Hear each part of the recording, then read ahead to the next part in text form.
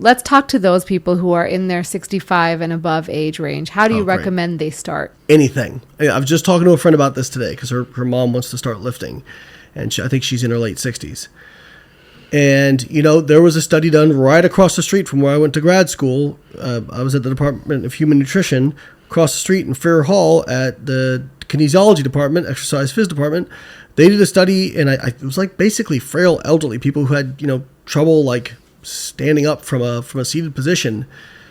They did progressive overload, which was basically like them sitting down to a high, chair. Mm-hmm. But over time, some of these people were like doing full squats by the end of this thing, and they were in their 70s.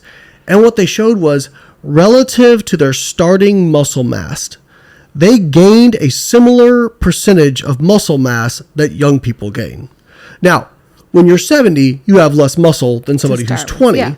So you gain less absolute mass. By the way, they find the same thing with women too. Women, when they resistance train, gain the same amount of muscle as men as a relative percentage of their starting muscle mass. Now, women have less muscle mass overall, so they gain a less total amount. So what I mean by that, for example, somebody has 60 kilograms of lean mass and they gain 10% over the course of 2 years, they gain 6 kilos.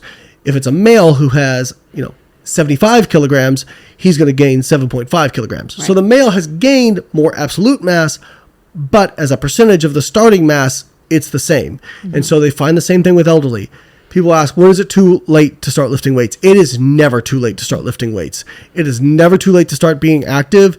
If you are 80 and you've never lifted weights, go lift the pink dumbbells. Like, I don't care. It will make a huge difference. I mean, there was a video of, I think it was a study out of Australia. There was like 70-year-old women, and some of them were lifting like 150 and even 200 pounds, like deadlifting this. And people were worried about injuries and stuff. It's like, who cares? Like, okay, maybe maybe their back hurts a little bit.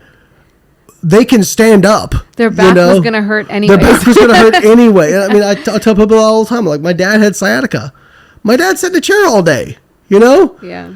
When you're old, you have pain. You can be weak and have pain, or you can be strong and have pain. Yeah. No, I think that's really important. I mean, I took my parents have actually been very active, but in the South Asian community, my parents' generation don't exercise, right? They might go for a walk. Right. Maybe if you're lucky, they might walk. Their lifestyle was active. Right. Yeah. No, but they used to actually go to the gym. And my mom has gone to but COVID brought them down because they stopped working out during COVID. Now they're back at it finally. But I had to really push my dad because I was like, look, like, you used to go to the gym. You used to lift weights. Like, so last time I went home, I took him with me to the gym and I said, look, just start. I'll put you on low weights. Like, let's just do my workout with me. And he did it. And I was like, I called him and I'm like, are you still doing it? And he's like, yeah, I'm still doing it. And I was like, you just, if you're a young person, take your parents with you. Like, that might be all they need. Is just someone to show them how to use the machine or show them how to use a dumbbell and or hire a personal trainer who works with that population. They're out there. And I mean, the thing is, if people knew how little it takes to get most of the benefits, they would, like, yes, they'll see me, like, I train 2-3 hours a day. That's because I'm literally trying to be the strongest human for my weight class at my age in the world, right? Mm-hmm. But if you're just looking to build some muscle, be functional, 30 minutes 2-3 times a week, 80% of the, I mean, I'm making up numbers here, but like, you're getting the vast majority of the benefits from that. And do machines. Do machines, start with the lightest plate, do some reps. Next week, take it up 5 pounds and just keep doing that until it gets hard and you can't do more repetitions. Try to get to the point where you can do more repetitions and then add more weight. It is literally that simple. Yeah, it really is. It really is. One of my audience asked me, is there a benefit to powerlifting over regular weightlifting in terms of general health? Probably not. I mean, the benefit is I think it's fun. Yeah. Right? Like, I've always told people, if you are strong and you don't have pain, like, if you can lift heavy and you don't have pain, it's fun. I used to work with a lot of bikini competitors, and a lot of them would come to me because they developed eating disorders. They had a lot of body dysmorphia. They were hyperfixated on their physique. And I found, if I can get them strong, they start focusing on the numbers on the bar rather than what the number on the scale is. And they actually end up getting better results because they weren't, like, who knows, but spun up all the time. But also, like, they weren't stressed out so much. They were focusing on training hard. I, to this day, I've never come across a person who, if I got them to be able to squat heavy or deadlift heavy, didn't enjoy that if they were doing it, without pain. And so, I think it's fun, but do I think it's like, no. And if you don't enjoy that type of lifting, then absolutely don't do it. Yeah. Like you should, for the average person, exercise is like diet. Pick whatever you enjoy and you can be consistent with. Somebody asked me one time, I had a client, this is like probably 2015. They said, well, I like CrossFit, but I want to build muscle. Is CrossFit the best muscle? I'm like, well, if I was drawing it up on paper, no, but it might be the best muscle building workout for you, because if I put you on a bodybuilding workout and you hate it, you find it boring, and you don't do it, or you don't work hard at it, or you don't look forward to it, then you're not going to build as much muscle as you would with something where you're excited to go in and do it, and you're going to be super consistent with it and work hard at it. So I still think compliance is the science, even when it comes to exercise and building muscle. Now, if you can, I tell people, like, big rocks first, right? Big rocks is being consistent. If you can do that, and then now you want to worry about some techniques or whatever else for muscle building, then that's different. But I think for most people, the problem is that, I always tell people, I'm like, be honest with yourself. The problem isn't that you didn't have the right sets and reps. It's not that you didn't have the perfect protein, carb, and fat breakdown. It's just that you just stopped doing what you were supposed to be doing. You just did not execute consistently. I have yet to find someone who, if you inject them with truth serum, that they didn't get good results if they were brutally consistent for years at a time. Yeah. If you do that, it is really hard to not get results. Because I think people get really hung up on the minutia, right? Like, how many reps should I do? What weight should I be lifting? Should I be doing back offsets? Should I be doing this? Should I be doing that? Ultimately, do something. Start, be consistent, and then you can start sort of dialing in and see what works best for you and experiment and talk to experts, right? Yeah. But I think ultimately, first, as you said, the first boulder, and like, just go. Despite my social media persona, I'm actually a pretty nice guy if you meet me in the gym. And people, like, I do have people come up to me pretty often. But years ago, there was a guy at a gym who was kind of an asshole, where he was asking questions but didn't really want your answer. He just wanted you to validate whatever he was already doing. Mm-hmm. But, I'd watch this guy train, and he was training for powerlifting. But I'm like, you're not really training hard. And he would ask me all these questions. And one day I finally said, hey, man, can I be really honest with you? He's like, yeah. I'm like, dude, the reason you're not getting strong is not because you're not picking the right exercises or your periodization. Like, you're just not pushing yourself. This goes for anything in life. But my coach, Zach Robinson, said this. He said, adaptation is never comfortable. If you are trying to grow muscle, if you're trying to get stronger, your body, that is an expensive process. That requires a lot of physiological energy to do that. Your body is not going to willingly do it unless you force it to do it, right? Unless you apply such stress to your body that it goes, ooh, didn't like that. Gonna have to make sure we're better next time. And so most people don't like discomfort. It's hard for them.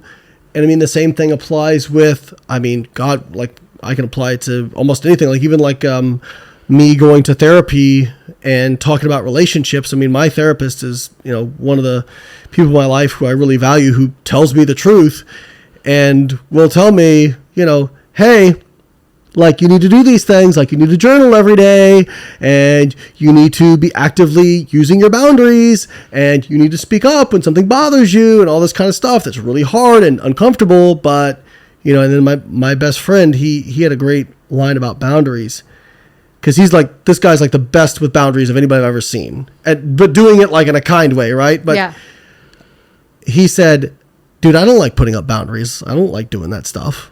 But I know what happens down the road if I don't. Right. And I just know that it's going to be way worse down the road if I just go, it'll be fine, because it won't. And my friend John Deloney says conflict delayed is conflict amplified. But it also goes to building muscle or getting smarter. Like if you're trying to learn a new surgical technique, I'm sure it's very uncomfortable. You like to do what you're used to, because that's how our human brains are designed. But that is what allows you to push further. And so, I think you have to ride a little bit of enough comfort that you don't feel like you're in chaos, right? Mm-hmm. But enough discomfort that you are continuing to progress. Yeah. And it's a fine line to walk. It is a fine line, because we know, like, when you stress yourself too much, you could start doing harm. But it should be uncomfortable, right? Like, if you're getting to failure, anyone who's gone to failure knows it's really fucking hard, right? Like, It's not easy. Yep. And if you want those changes, you're going to have to push. And I can tell you, there's so many times where I'm like, I'm good. Yeah. Right? And then there's times where, like, you push yourself harder. And it just depends on maybe that day you're not in the zone, but, like, you just got to push yourself. A friend sent me a meme the other day, which was something like, the person was praying and Jesus was talking to him. And it's like, you could have done a few more reps on that set. And I was like, my problem is Jesus would be saying, you shouldn't have done those extra reps on that set, right? Like, for me, when I was young, I got fortunate that I got exposed to a culture of people in natural bodybuilding who it was very much like the shield of honor that you wore was how hard could you push yourself? How much could you take? How much discomfort could you handle? I used to take it as a personal insult if anybody wanted to train legs with me. And I'm like, well, you're going to puke today, and just like went through some hellacious workouts that looking back, I'm like, all right, this is too much. And it was not the best thing overall, but it was good because it taught me how to really tolerate that discomfort. And it's interesting when you bring people in who are untrained. Brad Schoenfeld just published a study on this. He's like the guru of hypertrophy research. Took untrained people and had them do a 1 rep max, and then had them do reps with 30% of that 1 rep max. And there was a spread. So 30% of 1 rep max is like nothing. Yeah. Like, so for me, if my 1 rep max is, 650 pounds on squat, or let's just take deadlift, around 700, 30% is 210 pounds. I mean, I would probably blow my lungs out before I'd actually hit true failure taking that deadlift to failure, right? Yeah. But I'm trained. So on, I think it was like shoulder press, the spread was between like 2 reps and like, I don't know, 70 reps or something like that, right? 2. I might have butchered it, but I know one of them was like 2 reps to 70. And then like lat pull downs, like 4 reps to over 100 or something like that. And I commented and I said, this is an effect of untrained people not knowing how to push themselves. Yeah. Because they'll do reps to discomfort. They won't do reps to true failure. Mm-hmm. Well, the ones going to 70, 80, 100 reps, they were actually doing it, right?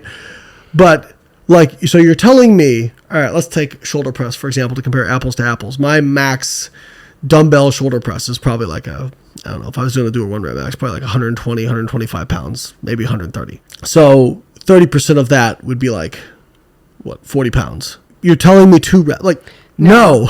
Like, no, it'd be a lot of reps, Yeah.